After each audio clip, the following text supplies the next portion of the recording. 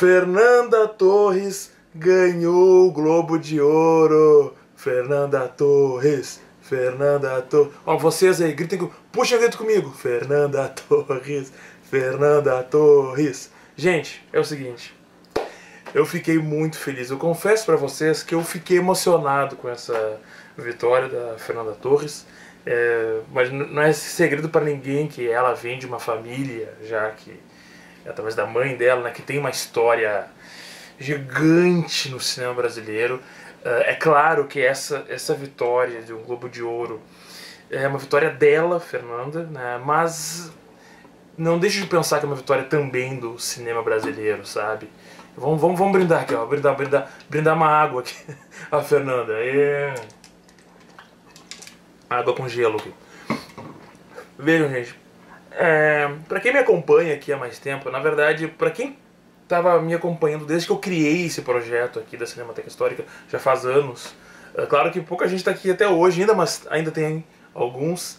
Vocês sabem que desde o dia 1 desse projeto, desde o dia 1 dessa página, primeiro foi a página, depois o canal, né? Sempre foi um projeto de defesa do cinema brasileiro. E olha, eu vou dizer uma coisa que nem todo mundo sabe, mas não foram poucas as vezes que eu me indispus com pessoas por causa disso. Não foram poucas as vezes. Que nem todas as vezes foram ao público, né? Mas muito eu me indispus, muito briguei, e até hoje, volta e meia, vem aqui o pessoal me incomodar, achando que eu falo em demasia do cinema brasileiro e latino-americano, achando que eu tenho que ampliar o horizonte. Não que não faça, gente, que isso? Imaginem, eu já fiz aqui vídeos, postagens sobre cinemas da Ásia, da África, de vários partes da Europa, dos Estados Unidos, até o cinema clássico, dito clássico. Já fiz posts sobre muita coisa. Agora, a Cinemateca Histórica ela tem essa vocação de defender as coisas do Brasil e da América Latina, porque essa é a história da minha vida. E vai continuar sendo. Eu, como pesquisador, como militante, como intelectual, sempre vou ter essa predileção. Então, isso nunca vai mudar. E a premiação do Ainda Estou Aqui, no Globo de Ouro, da Fernanda, claro, ela como pessoa, me deixa mais feliz até do que o próprio filme. Eu acho que o trabalho da Fernanda no filme é melhor até do que o enredo, de modo geral. E eu quero falar aqui sobre a importância na sociedade deste filme. Gente, eu vou dizer pra vocês assim, eu quero fazer até um relato, que é o seguinte. Desde o dia que eu fui na sala de cinema pra ver o filme, o fenômeno social de uma psicologia coletiva já tinha me impressionado no dia da exibição. Eu fui ver esse filme já faz mais de um mês. E quando eu fui, ele já estava mais de um mês já da sua estreia. E quando eu fui lá, já tinha cerca de 5 ou 6 sessões, horários disponíveis no dia. Isso sim é coisa que a gente só vê os blockbusters de Hollywood conseguir. E as sessões lotadas. É curioso porque eu peguei uma sessão, a sessão que eu fui estava lotada, e eu perguntei pra atendente lá como é que estavam as demais sessões. Ela disse que tava tudo lotado. E o filme já estava no cinema há mais de um mês. E aí na sala de cinema, aquela sala lotada num shopping aqui de Porto Alegre, eu vi pessoas chorando na sala de cinema. Foi uma das sessões que eu mais vi pessoas chorando em uma sala que eu já vi. Muitas pessoas emocionadíssimas com o filme, né? E olha, gente, então assim, esse filme ele já se consolida como um dos grandes fenômenos do cinema brasileiro que a gente viu nas últimas décadas. E um filme com essa temática.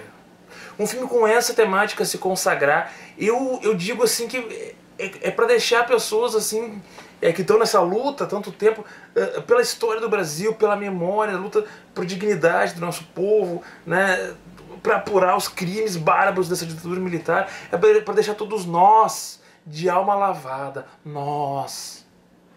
Isso é mais importante até do que o próprio filme. Por isso que essa premiação... Eu vou dizer aqui, eu não vou ser hipócrita, muito já desdenhei dessas premiações internacionais, mas ainda assim é claro que é muito bonito ver um filme nosso lá segurando uma estatueta. E digo mais, esse filme já tinha ganhado em Veneza. Tinha ganhado como o melhor roteiro em Veneza alguns meses atrás. Coisa que nós não conseguíamos desde 1981. Quando o filme Eles Não Usam Black Tie, outro filme que já passou aqui pela Cinemateca Histórica. Outro filme que a gente já defendeu aqui, porque a gente defende as coisas que importam. Essas são as coisas que importam. Em 81, Eles Não Usam Black Tie ganhou como o prêmio especial do júri lá em Veneza. Desde então a gente nunca mais ganhou um prêmio, nunca mais tínhamos ganho qualquer prêmio em Veneza. Ganhamos agora. Naquela época com o grande Leon Hirschman, um dos próceres do cinema novo. Pois bem, gente, esse filme, Ainda Estou Aqui, ele está em cartaz desde 7 de novembro. Agora está completando 3 meses de cinema. Isso é raríssimo. E aí tem um detalhe. Eu estou falando dos cinemas de shopping, dos Arteplex, dos cinemas, né, das grandes redes. Porque vejam, eu até vou dizer pra vocês, eu não lembro de ver um filme brasileiro ficar tanto tempo nesses cinemas de grande indústria, tanto tempo em cartaz.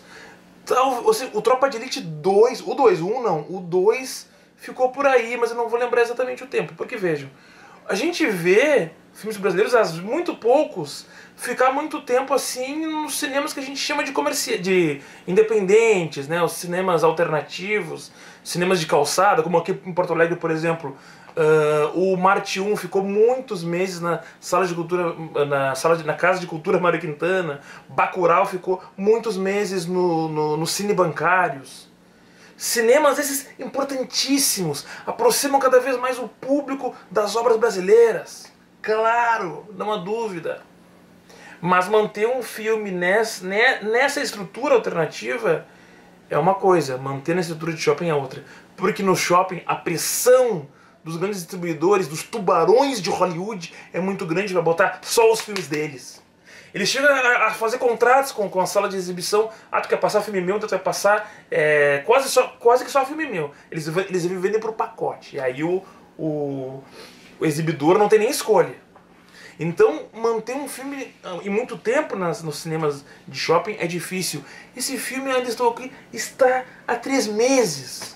E, gente, um filme que trata dos crimes da ditadura militar no Brasil. Isso é uma conquista. Vejam só, mais de 3 milhões de pessoas já viram esse filme. Mais de 3 milhões de brasileiros já viram esse filme e já tiveram a oportunidade de estar em sala de cinema como essa que eu falei, lotada com gente emocionada. Nós estamos vendo, gente, um fenômeno assim, incrível no cinema brasileiro. Eu me sinto muito grato de estar vivendo esse momento, sabe? Eu até estava procurando os números atualizados de público do filme. Eu não encontrei assim os números totais, até porque o filme ainda está em cartaz, gente. Então esses números assim estão ainda muito vivos, é muito difícil de analisar. Mas a gente já tem uma bilheteria que é assim, no mínimo uma das 20 maiores da história do Brasil e que tende a crescer ainda, porque o filme ainda está em cartaz em várias salas, gente.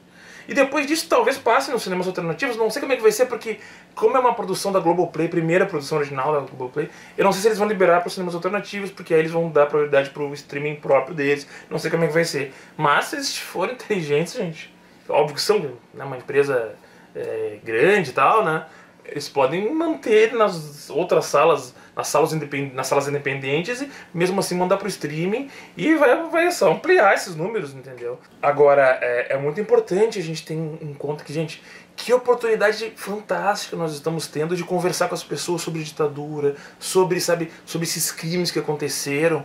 E assim, gente, esse filme, ele se coloca... Ele engrandece assim, o cinema brasileiro no seguinte sentido: o cinema brasileiro, ele é um dos únicos que tem, assim, em filmes de ditadura, praticamente uma categoria própria. Nós temos filmes de ditadura, é quase que um subgênero do cinema brasileiro, e que poucos países têm isso. Eu confesso pra vocês, eu pesquiso esse tema já há algum tempo, eu não sei de um país que tenha tantos filmes de ditadura como o Brasil. Quando eu falo isso, o pessoal sempre pergunta, mas é a Argentina? Não, nem perto. Os números de filmes lançados na Argentina no total, assim, por ano, é mais ou menos o mesmo do Brasil. Mas os filmes de ditadura deles não é tanto quanto nós, não é nem metade. Eu já fiz esse levantamento específico. Especificamente esse levantamento não é nem metade do nosso. Se a gente for levar em consideração um filme de ficção e documentário, longa e curta, qualquer tipo de filme, a gente não passa um ano sem lançar um filme sobre ditadura, sabe? E é uma marca do nosso cinema.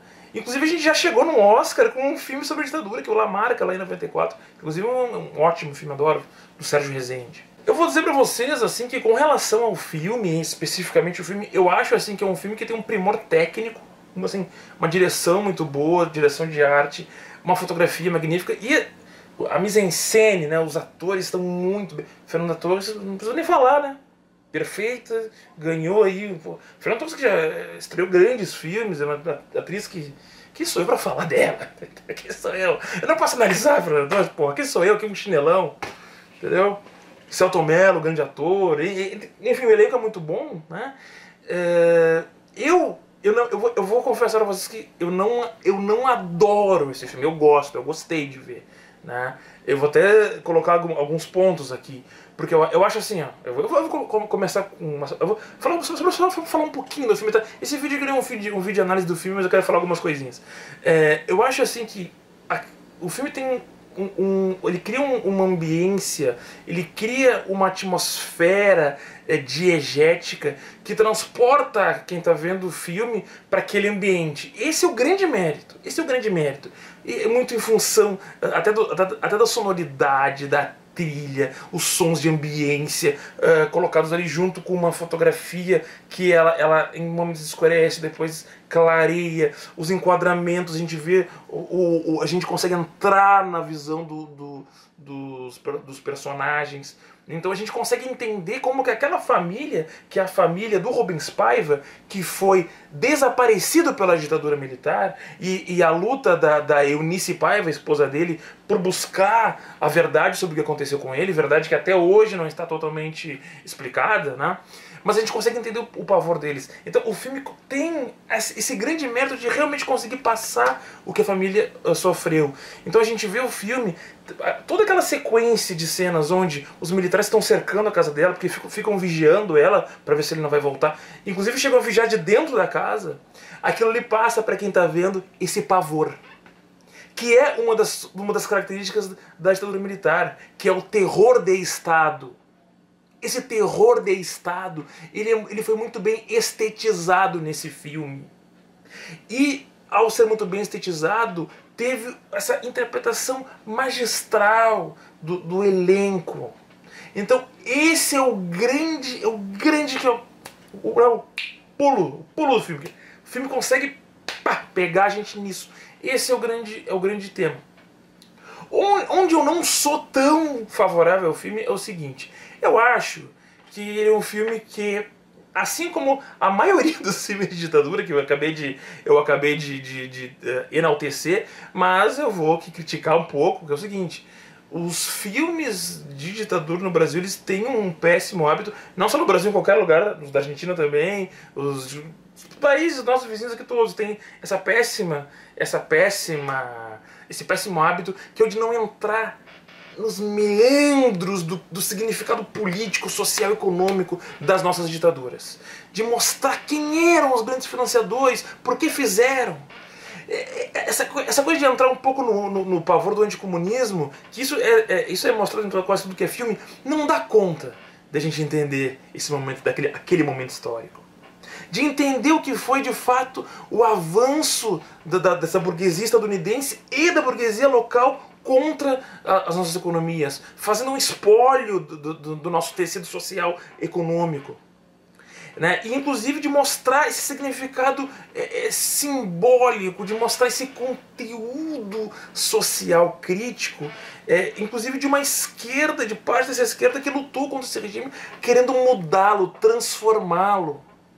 Muitos dos filmes de ditadura, inclusive, chegam a entrar um pouco naquele jogo dos dois demônios. Tinha a ditadura, mas tinha a luta armada, que é uma bobagem. E eu vou dizer pra vocês que até esse filme, o Ainda Estou Aqui, faz um pouco isso. Tem uma cena lá que eles estão explicando pra Eunice que aquele grupo de jornalistas que ajudam pessoas da resistência, inclusive o próprio Rubens Paiva, por isso que ele sumiu. Não, calma, a gente não ajuda ninguém da luta armada. Poxa vida.